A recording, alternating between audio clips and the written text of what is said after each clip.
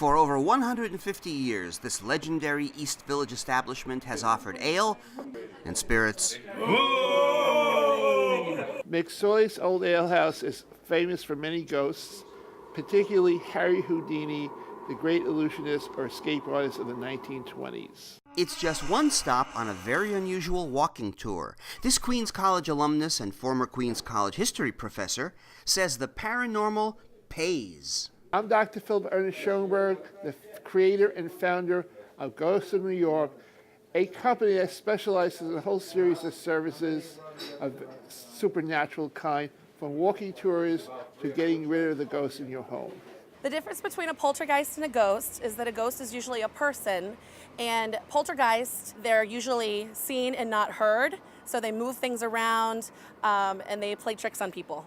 Dr. Schoenberg operates 16 different versions of his ghostly New York tours, and we have ghost walks in New Haven, Connecticut, and we have ghost walks in Palm Beach, Florida as well. Dr. Schoenberg researches and writes the scripts and then hires professional guides to conduct the tours, like Amada Anderson. We're standing in front of St. Mark's Church in the Bowery, which is known to be haunted by Peter Stuyvesant, the first Dutch colonial governor of New Amsterdam, New York.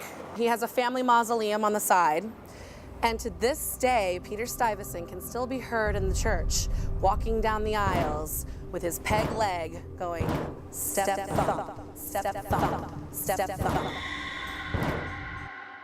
I started doing walking tours in 1995. I had worked as an intern at the Queens Historical Society. I realized it was more profitable to do walking tours of Manhattan than Queens. The overhead is not so low. In a way, it's labor intensive. I have a large telephone bill. I also have to pay for websites of various kinds. This is more an avocation for you, or it's not your main business? This is my main business. Right now, I'm planning to expand to Washington, D.C., and I'm working with two of my nephews to accomplish that. Ghosts are people too. And if you were to pass away and something happened to your house that you lived in for 100 years, you might be upset.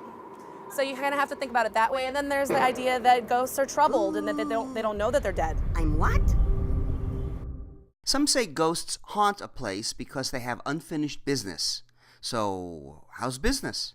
One advantage of having your own business is you can do things creatively, that you could change things, that you could have different offerings. Also get instant gratification, because if you're successful, people show up and pay you money. A toast to the ghosts and the ghost walks of New York. Barry Mitchell, study with the best.